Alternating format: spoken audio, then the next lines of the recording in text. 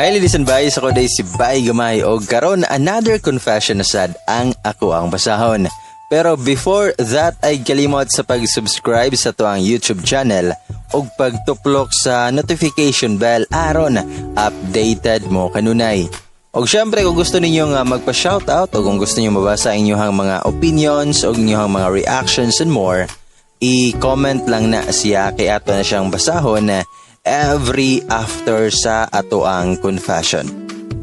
O karon ladies and boys, mga listeners, ani-ana ang confession nga. The man I love is engaged to my sister.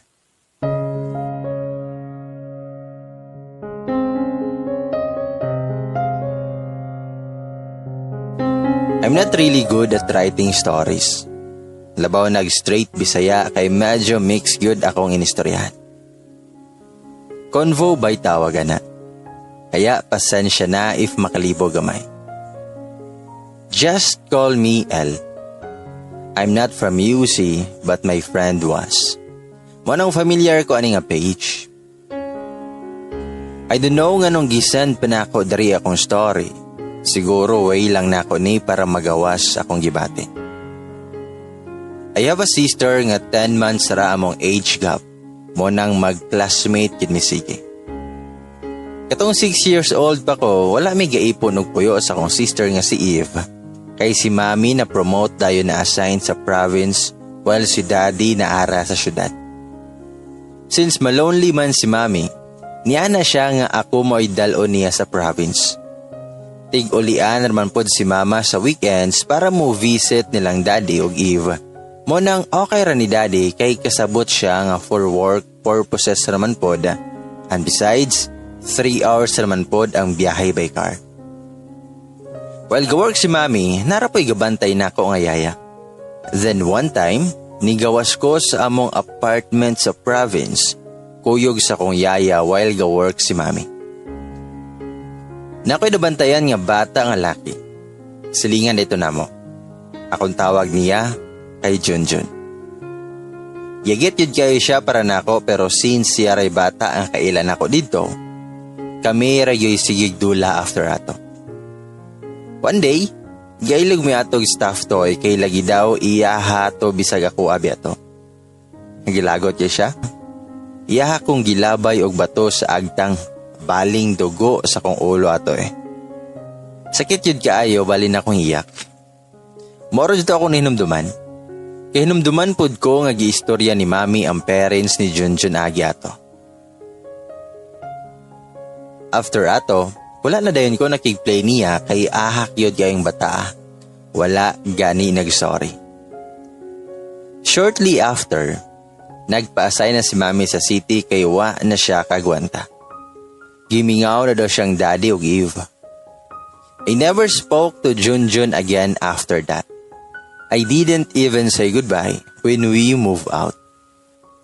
It's understandable man pod kay bata pa mi ato, pero believe pod ko sa akong self na grabe ko magdumot for my age. I live with Eve again and since elementary, classmate ra gid mi sige. I noticed some subtle change between us sa high school. People began comparing us. Igsoon yun na sila. Lahir aligi sila batasan. Mas sexy paligid si Eve. Si Elno kay bright pero hilumon layo ra kaayo kang Eve. Sa mukha yun kay ko kung makadungog og mga ingana. And to be honest, para nako pareho ra jud mig naong ni Eve. Maalaan gani mig twins kay ka-height ramidayon. Same pod mig shape sa face.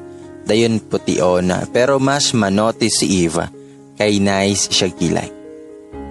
I guess murag kang Andrea Brillantes ang pagkabaga.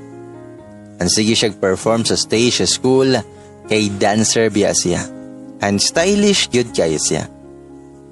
Ako kay I guess pang manang kay kumudras. Eve was very popular. I had my own charms too.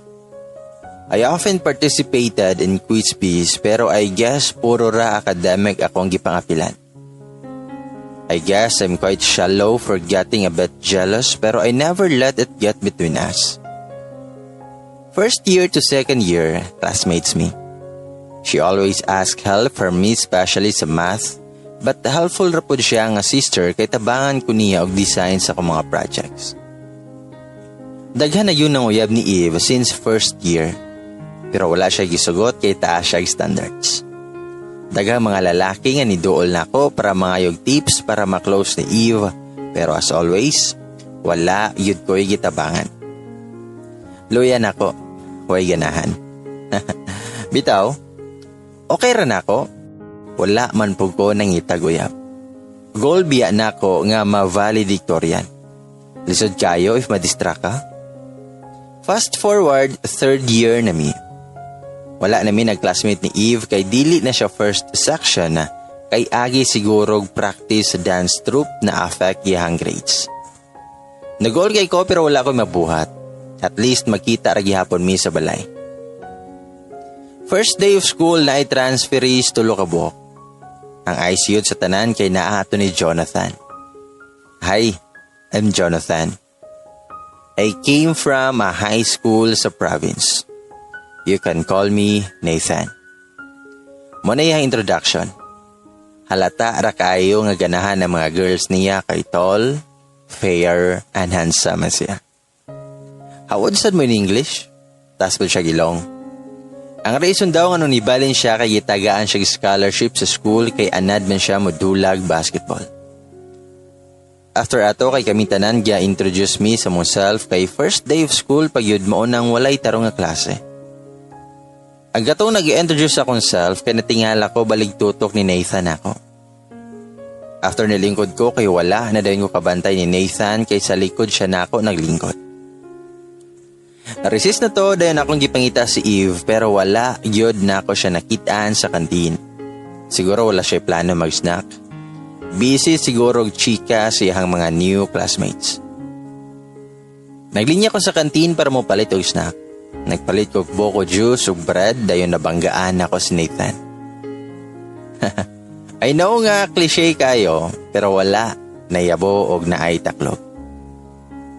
Nagsorry si Nathan ako bisag ako biyang sala kay gidali ko. Then nagsorry pud ko. Sa dihang naglingkod nako nitapad si Nathan ako.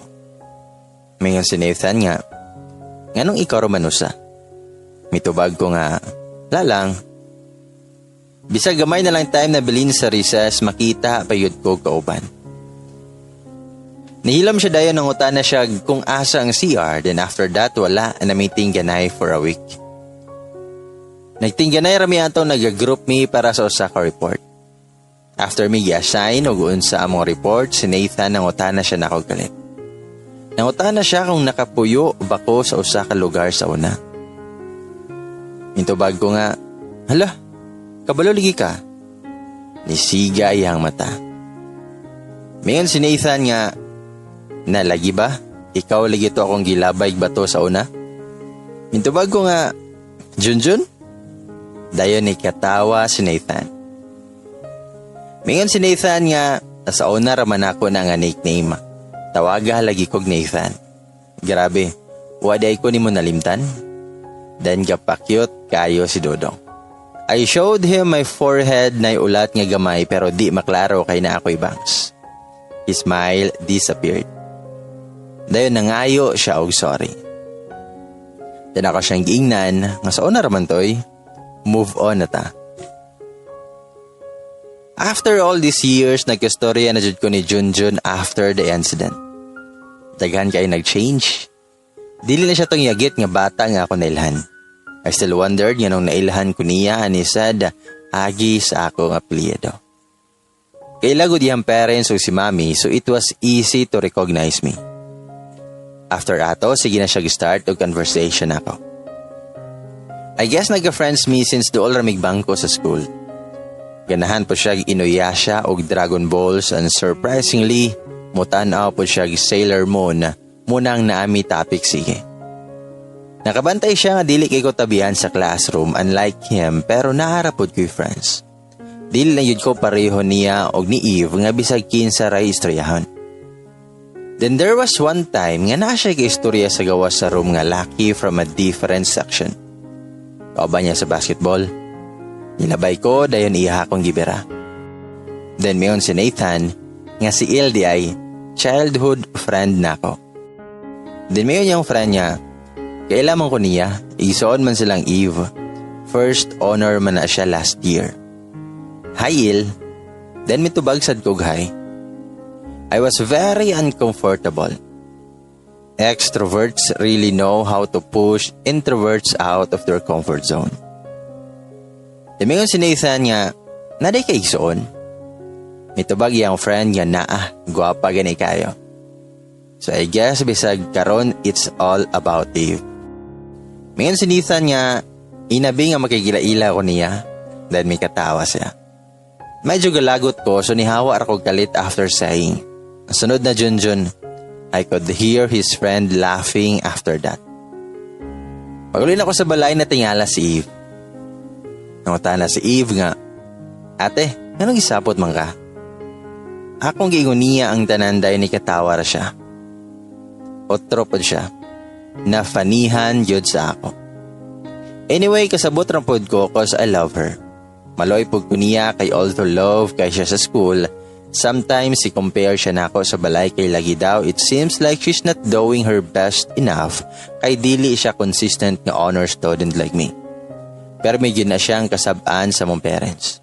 Sometimes ganahan ko magpagamay o grado para equal ming duha but as selfish as it sounds, it's the only edge I have against her. If she's talented, then it won't hurt if I try to excel at school, right? Then it was a family day, so finally nakita yun akong mami ug ang parents ni Nathan. Kachika-chika sila oy dayon na gaipon mig table. That was the first time Nathan and Eve first saw each other pero nag-smile-smile sila kay naaman namong parents. Danting klase na to dahil nindool na po si Nathan ako. Ningon si Nathan niya, Igson yun mong Eve. Ako siyang ibang utan ng anuman. Mingon siya nga, kay parihong mugnawong. Mingon ako, mao di ay. Then mingon si Nathan nga, wala lang siya'y pangs. Then mitubag ko nga, ikaw rabay agi ani Junjun. Ni katawa din siya. It was a shock for me. Usahir kay mi ingnan og parihog nawong. After siyang giingon, nigaan akong loob niya. Di na kay ko maanoy niya. Weird no? Pero ay pataka diha, wa pa ko naibog niya ato. Then first year na mi ato, and sadly wala gihapon mi nag-classmate ni Eve. When Daddy found out nga dili na pod honor section si Eve, iyahan na pong gikasabaan siya. I still remember her running to her room crying that day. Then first day of school to, wala siya ni sulod. Kabalo ka kung sa gibuhat ni Mami. Gikasabaan na pod siya. Nisamot na noon. Then after naman ang class, nindiretso dayon ko sa room ni Eve, ako din siyang gi-comfort. Ngayon siya nga, thank you ate. Ikaw rajoy kasabot na ako. After ato, gihag na ako siya.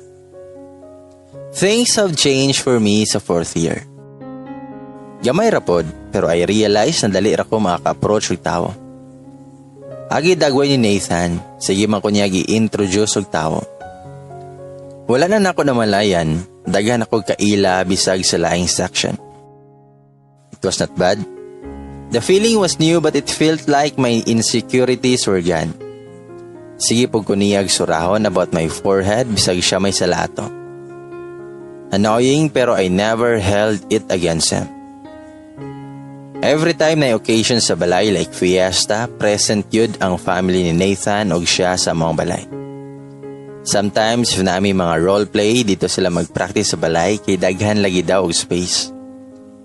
Then dito sila nagka-close ni Eve. Para man sila batasan to be honest, munang dali rakay sila nagka-close. I guess barkada na sila pero they always wanted me to be with them ambot tugano. Part na ako sa ilahang barkada. Sa tunga-tunga sa school year, nisamot og kasad si Eve regarding sa academics kay 4th year na siya, ni mubo gyud kaayo iyahang grades so nagbad ang mood sa kong parents kay importante kaayo ng grades para makasulod siya ag maayo nga college. Sige na ko cry si Eve magabi. I felt bad for her so ni-share ko ni Nathan bahin ato and automatically he comforted her. He always wanted to cheer her up and I was glad for her. Then fast forward, nato'y graduation ball. an kami may gipapili sa mong partner. Nangutanan na akong teacher if moapil ko and I said no. Natingalang uban, giingnan pa ko sa akong classmate nga why? Kas ara ka mga high school. Basig magmahay ka kay wa ka ni apil. Ang memories bail. I won't lie. I wanted to join pero as funny as it sounds, maulaw ko makig-dance with the boy. Then mayon si Nathan nga, apil na lang, ako'y partner nimo para dili ka maulaw. Tubag ko niya nga hilom diha, pag partner na lang sa ubanoy, malipay pa imong partner. Then itubag si Nathan nga, ikaw, di ka malipay. Itubag ko nga corny, di lang jud ko. Mayon si Nathan nga bahala ka, di ka kabalibad na ako. Munang natingala ko sa Saturday, pagmata na ako nakita na ko si Nathan nga giistorya niya akong parents. Mayon si Nathan nga, oy, masagot daw sila nga partner ta, papilon daw kanila. Ako siya nga, hoy, wala man kay consent na ako. May itubag din, may sumpay din si mami nga, apil na lang god, ala nga girag si Eve mo apil. Then mayon si daddy na ako nga, sige na lang ga, nabitaw si Nathan. Motong wala na lang yun ko kabalibad kay ako nagong parents mo ining hangyo. Ni-smile si Eve nga mura gikilig. And mayon si Eve nga, go sister, good luck sa imong future uyab. Ako siyang giingnan nga, shut up, I'll never like him. So mayon si Eve nga, so pwedeng ako na siya? Then ako siyang giingnan nga, di ba na naman kay partner? Then mayon si Eve, nga joke ramang good. Who knew those words had a little bit of truth in them. Then ball na to, dahil na-amaze kay ko kay it felt amazing to dress up. The food was good too. Pero it was very memorable because that day, I realized something. Pagsulod pa lang na ako sa venue, I noticed Nathan staring at me. Siya lang yun ang dugay kay ni Toto. Nismal siya ang iha kong gidool. Well, gidance make medyo clumsy ko but he always knew what to do para di na ko ma-off balance. It was magical. It felt like it was just the two of us that night. Gikilig yun ko for the first time. Well, like it me, ni-ask ko niya, nganong nakig-partner siya na ako. Ako siyang gipangutana nga nganong ako man imong gipili nga ma-partner. Ito bag si Nathan nga, because I like you. Tubag ko nga, what do you mean? Mayon si Nathan nga, crush, tika. I love you. While gakaon pa yun mi nga ni-confess siya. I didn't know what to say. I just stayed silent pero gablash ko mga guys. Nangutana si Nathan, natingala ka no? Ambot kung kano sa nigasugod. Maybe katong gibono tika. Mitubag ra kog buing. Then misumpay si Nathan nga, I just noticed you are very hardworking and very considerate ka, labaw na si my sister. You're beautiful but you didn't seem to believe that. Although saputon ka na ako, I know nga butan ka and that's why I like you a lot. I was very flattered but at the same time, di ko katuo. Muna ako siyang giinan na di ko kabalon sa istorya. Then may katawa si Nathan og miingon nga crush ramang good, wa man ko nung uyab nimo pagka-college na. Then ako siyang giingnan nga buing, ikis ka sa ako. Bisag joke ra to, mura siyang nalain. He just left the table and I followed him. Ako siyang giingnan nga, wait, it's not that I don't like you. Just give me some time to think. Then he smiles si Nathan. Then mingan siya nga, effective ba akong acting? Sunod lagi ka. I got so embarrassed, so ako siyang gisagpa. Di rapod ko sog, I think. Then ako siyang giingnan nga, sorry, wala na ako ituyo. And again, he just laughed and hugged me really tight. Daghang nakitaan after sa ball, daghang dayo nangutana if uyab me. Nangutana pod si Eve pero I denied everything, saying he was just my friend. Then the next day, I was looking for my book that Eve borrowed from me sa iyang kwarto. Na-curious ko kay kita og notebook nga pina-flower kayong cover. Pag-open ako, diary man day niya. At first, di dyan ako ganahan basahon pero naa akong pangalan so akong gibasa na I found out nga in love siya ni Nathan. First love pagyod og ang dream biya niya kay makasal sa iyang first love. Mo nang careful kay siyang mamili guyab. She cried when she saw him hugging me. Ang part nga pinaka di na ko malimtan. Kay Il always had everything that I lacked. OMG. Same thesis, to be honest, pero nag-all ko. I guess we were jealous of each other. Dili na siya katong very cheerful nga sister nako during the time, pero it was always a different story if kauban niya si Nathan. I guess it's because he was always there whenever my sister was sad. Magtawganay guna sila sa phone, sige. Kaya dili big mystery nako. Tig-text ra si Nathan nako kay di ko kaayo motubag sa iyang mga calls. Ever since that night sa ball, sige nag-visit si Nathan sa balay. Murag nang uyab. Pero ana siya, it's his way of showing me that he's really in love with me. He wants me to fall in love with him daw kay gunaw na siya nga I don't like him at all. Of course I did. Siguro dugay na ko nga na in love niya pero na-realize lang na ako atong grad ball. We often went out to eat. I often told him dili to date. Ako ra siyang gikuyugan kay friends me. Then shortly, I found out na nakapasar ko sa usa ka big nga university sa Manila. Pero kadaduha ko if dayonon ako kay nagplano bi amin tulo ni Nathan ug Eve nga mag-USC me but nagkadugay ang days na realize ko nga if I stay longer with Nathan, di na gyud nako siya kayang buhian. I know nga Eve loves him. I don't want to take her first love away from her so I decided nga mudayon ko. At first wala nalipay si Nathan. Pero supportive kayo comparing sa akong decision.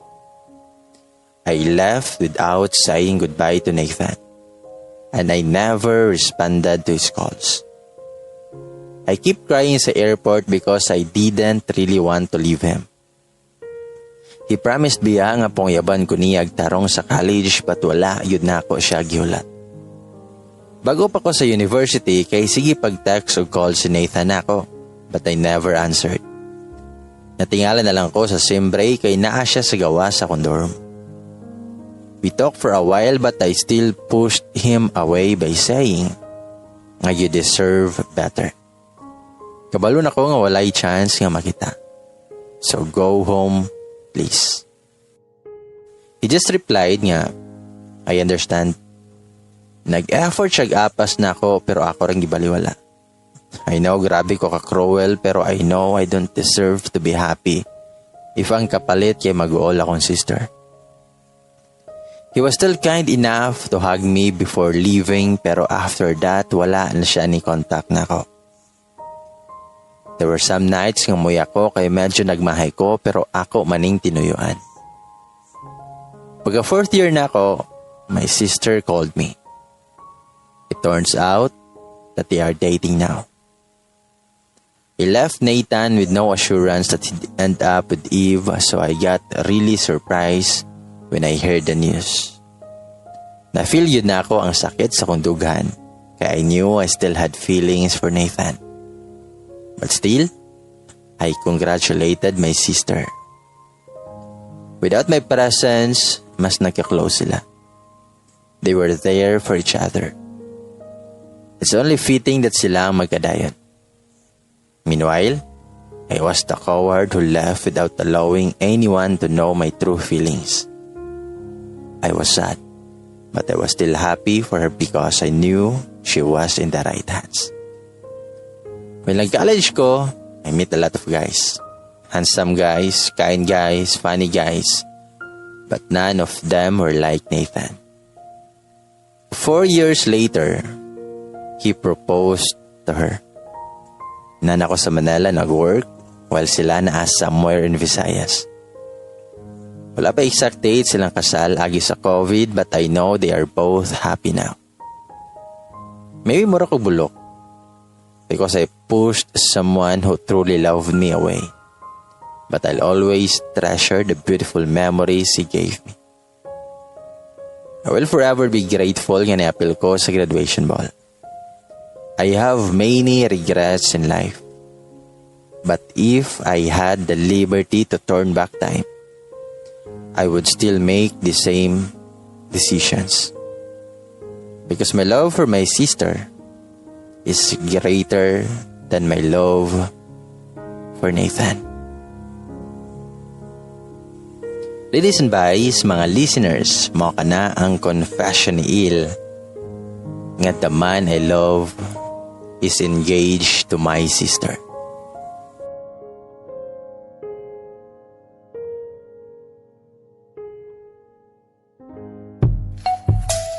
O gron, ladies and boys, a shout out na sada. Diba usahay jud, bad trip jud kayo nga usahay.